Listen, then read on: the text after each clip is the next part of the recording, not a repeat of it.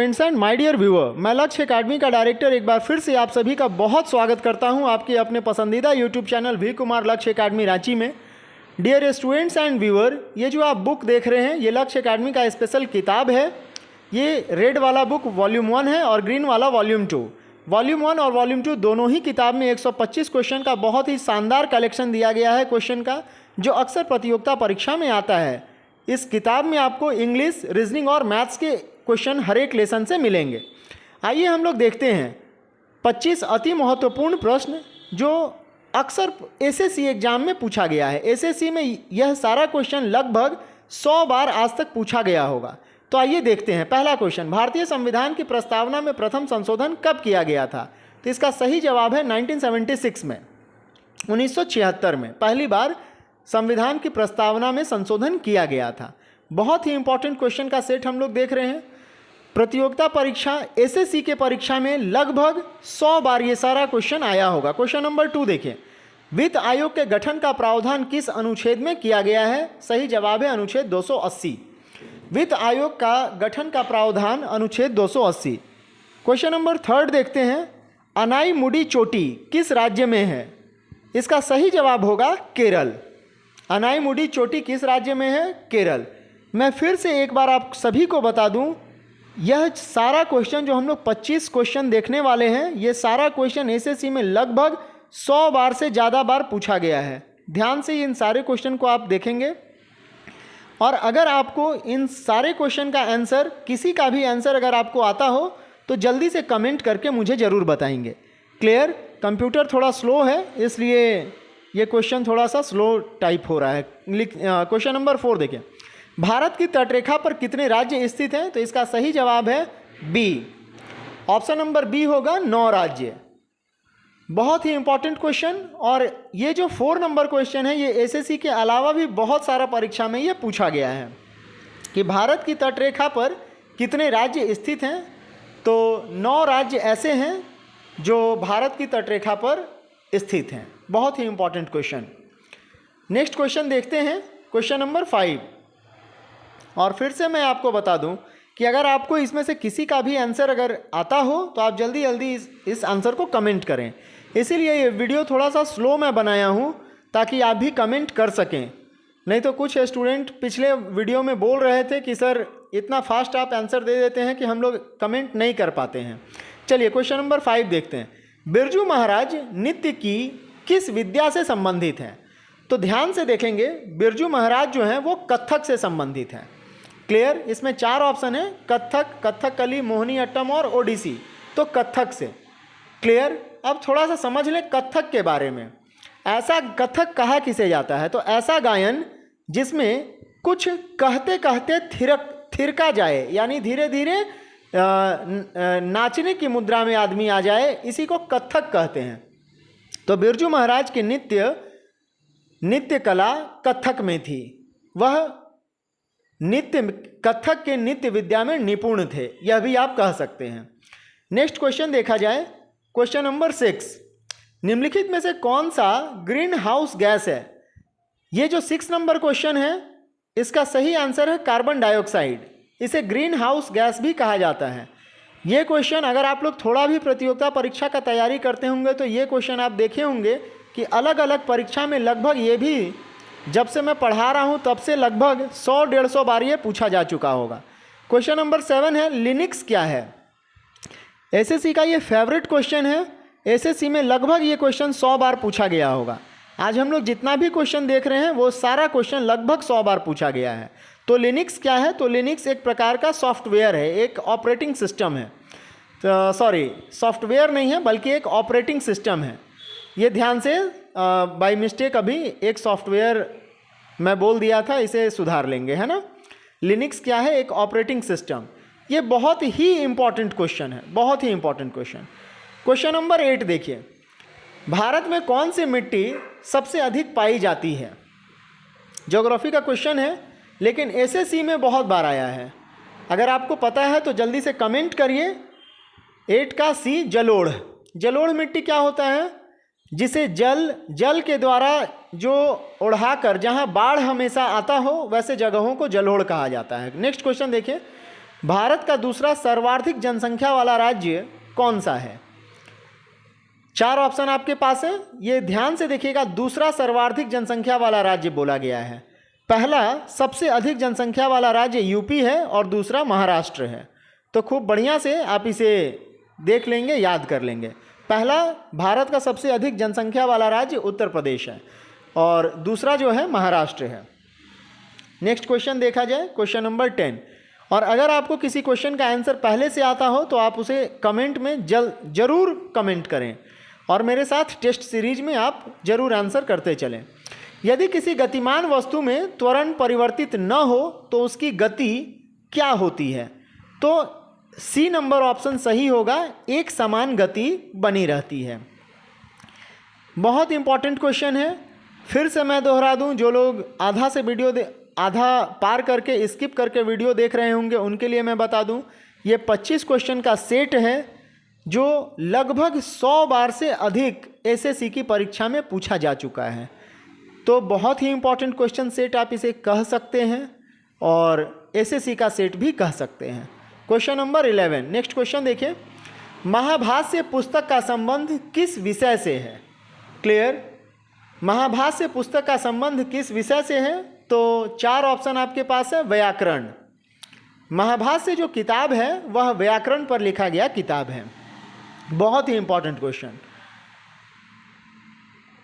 11 number question UPSC तक में आ चुका है। क्वेश्चन नंबर 12 देखते हैं। त्रिपिटक किससे संबंधित है? क्लियर? त्रिपिटक किससे संबंधित है? आपके पास 4 ऑप्शन है तो ध्यान रखेंगे। त्रिपिटक बौद्ध धर्म से संबंधित है। बौद्ध धर्म का पवित्र ग्रंथ है त्रिपिटक। तो महावीर ऑप्शन में रहने से थोड़ा सा कंफ्यूजन बच्चों को हो जाता है एग्जाम में, लेकिन आप भूलेंगे नहीं, बौद्ध धर्म से संबंधित है त्रिपिटक। बहुत ही इंपॉर्टेंट क्वेश्चन है। अगर आपको इसका आंसर पहले से आ रहा हो तो आप ज़रूर कमेंट करें, मैसेज करें और मेरे साथ ये क्विज करते रहें, या मैं ये कहूँ कि मेरे से पहले आप आंसर दें। क्वेश्चन नंबर 13, किस शासक के शासनकाल में विजयनगर साम्राज्य की स्थापना हुई थी? किस शासक के शासनकाल में विजयनगर साम्राज्य की स्थापना हुई थी? तो बहुत इंपॉर्टेंट क्वेश्चन है। बैंक, रेलवे, एसएससी, सीसैट, आप देखिए ये किताब है लक्ष्य अकेडमी का स्पेशल किताब, ये वॉल्यूम 1 है और इस किताब में क्वेश्चन कलेक्शन दिया गया है। 125 क्वेश्चन का सेट दिया गया है, वॉल्यूम 1। नीचे आप देख रहे हैं यूट्यूब चैनल का नाम भी दिया गया है, मेरा नंबर भी दिया गया है। हर एक पेज पर मेरा नाम, मेरा नंबर आपको यहाँ पर मिल जाएगा। बहुत ही इंपॉर्टेंट क्वेश्चन इस किताब में दिया गया है। ये हमारे इंस्टीट्यूट का लोगो मिलेगा इस किताब में, और इंग्लिश, इसके बाद मैथमेटिक्स और रीजनिंग का कलेक्शन यहाँ पर दिया गया है। काफ़ी इंपॉर्टेंट किताब है। अगर आप इसे लेना चाहते हैं तो सिर्फ 250 रुपये आप जमा कर दें और वॉल्यूम 1 और वॉल्यूम 2 दो किताब ऐसा आपके घर तक पहुँचा दिया जाएगा कुरियर के द्वारा।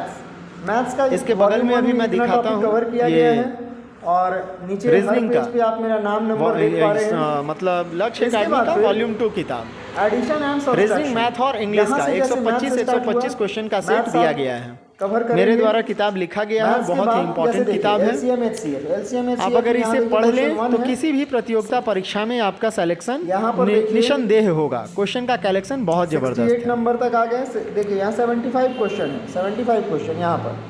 फिर सेक्शन बी शुरू होगा, सेक्शन बी में 50 क्वेश्चन है। तो कुल मिलाकर आप इसे बढ़िया से देख लीजिए थोड़ा सा, 1 मिनट का समय निकाल कर, और इसके बाद फिर हम लोग आगे क्वेश्चन में जब आप चलेंगे। पेज को पलटते जाएंगे, अगर आपको क्वेश्चन पहले से आता हो तो आप जरूर जल्दी से कमेंट करेंगे। चलिए देखते हैं अब हम लोग क्वेश्चन नंबर 13, किस शासक के शासनकाल में विजयनगर साम्राज्य की स्थापना हुई थी?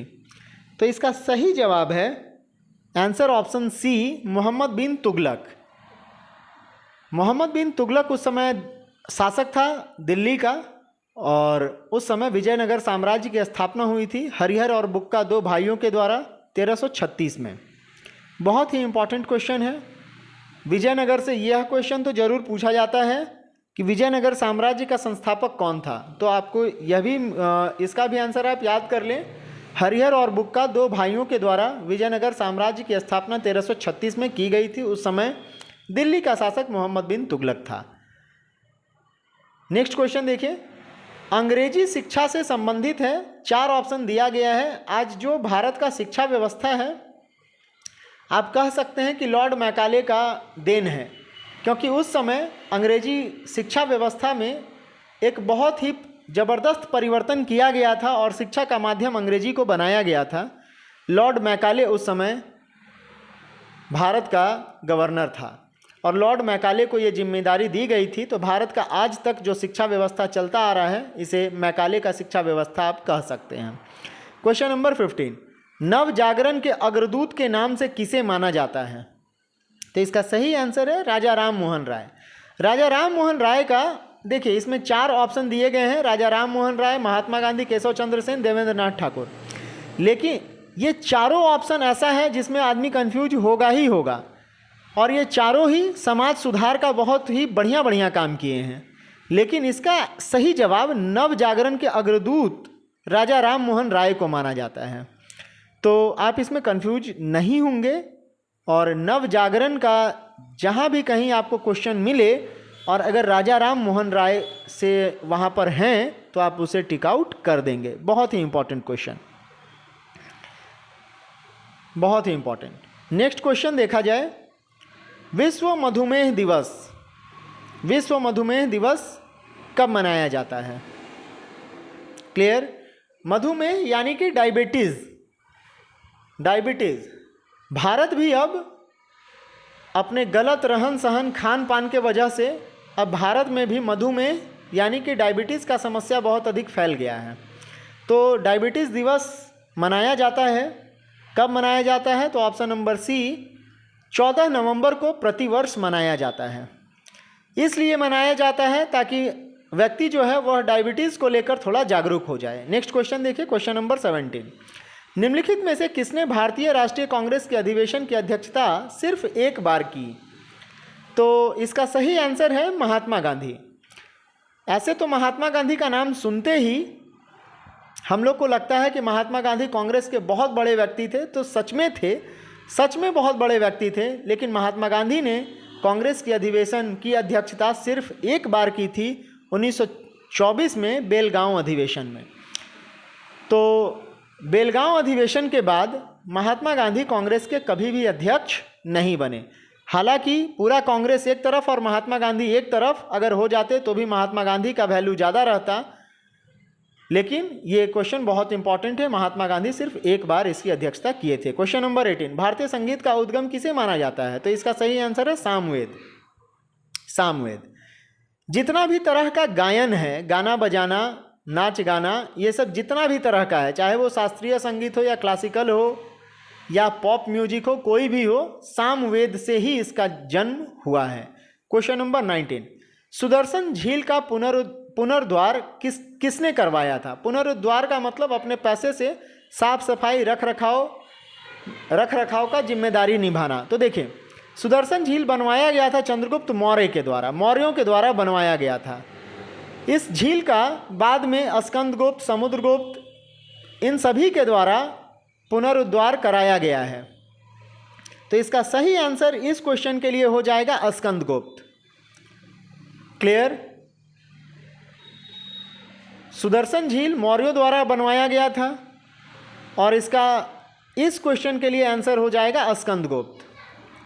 बहुत से राजाओं ने सुदर्शन झील पर खर्च किया है अपना पैसा, पुनरुद्धार जीर्णोद्धार करवाया है। क्वेश्चन नंबर 20, कौन सी धमनियाँ तंतुपुट या डायाफ्राम में रुधिर पहुंचाती है? जब मैं एसएससी का ये सेट देख रहा था तो ये क्वेश्चन मेरे लिए बिल्कुल नया था।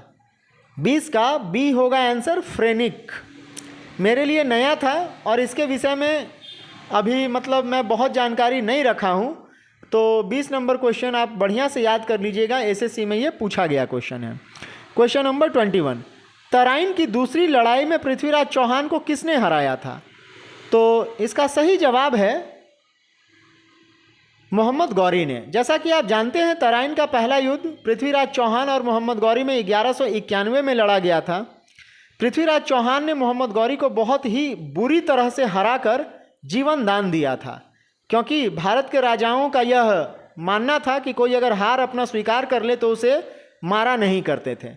पुनः 1192 में मोहम्मद गौरी जयचंद की सहायता से धोखे से पृथ्वीराज पर आक्रमण करता है और पृथ्वीराज चौहान इस युद्ध में हार जाता है और पृथ्वीराज चौहान को और इसके मित्र चंदबर दाई को कैद कर मोहम्मद गौरी अपने साथ लेकर चला जाता है। तो बहुत ही भारतीय इतिहास का ये बहुत इंपॉर्टेंट क्वेश्चन है। एसएससी के अलावा भी बहुत जगह पूछा गया है, तो मोहम्मद गौरी को आप याद रखेंगे। तराइन का दूसरा युद्ध मोहम्मद गौरी और पृथ्वीराज चौहान के बीच हुआ था और मोहम्मद गौरी इस युद्ध में जीत गया था। धोखे से जयचंद ने पृथ्वीराज चौहान को धोखा दिया था। तो बहुत ही इंपॉर्टेंट क्वेश्चन। हाँ, कमेंट करते रहेंगे। अगर आपको किसी भी क्वेश्चन का आंसर अगर पहले से पता होगा तो आप ज़रूर कमेंट करेंगे। नेक्स्ट क्वेश्चन देखिए, क्वेश्चन नंबर 22। भारतीय संविधान का अनुच्छेद 17 किससे संबंधित है? तो महात्मा गांधी ने इस संविधान के इस अनुच्छेद के लिए, महात्मा गांधी भी मोस्ट इम्पॉर्टेंट क्वेश्चन आप इसे कह सकते हैं, अस्पृश्यता का अंत। अस्पृश्यता का मतलब होता है छुआछूत, भेदभाव, इस तरह का चीज़ नहीं करना है। तो भारतीय संविधान का अनुच्छेद 17 जो है यह अस्पृश्यता का अंत बताया गया है इसमें। Question number 23। भारतीय संविधान में अनुच्छेद 19 के तहत कितने प्रकार की स्वतंत्रता का अधिकार दिया गया है? तो देखिए, अभी वर्तमान समय में इसका आंसर होगा आंसर ऑप्शन नंबर सी, यानी कि 6 प्रकार की स्वतंत्रता का अधिकार हमें दिया गया है भारतीय संविधान के द्वारा। लेकिन जब संविधान पहले जो है संविधान में 7 तरह के मौलिक अधिकारों का वर्णन था, संपत्ति के अधिकार को हटा दिया गया, इसलिए अब 6 प्रकार के ही मौलिक स्वतंत्रता वर्तमान में अभी हम लोगों के पास हम लोगों को दी गई है। तो बहुत ही इम्पोर्टेंट क्वेश्चन। क्वेश्चन नंबर 24 और इसके बाद 25 में हम लोग आ जाएंगे। तो आप लोगों को ये मेरा मेहनत, मेरा एक छोटा सा प्रयास कैसा लगा? क्वेश्चन नंबर 24, भारत को कितने भूकंप क्षेत्रों में बांटा गया है? तो इसका सही जवाब है आंसर ऑप्शन बी, 4 भागों में बांटा गया है।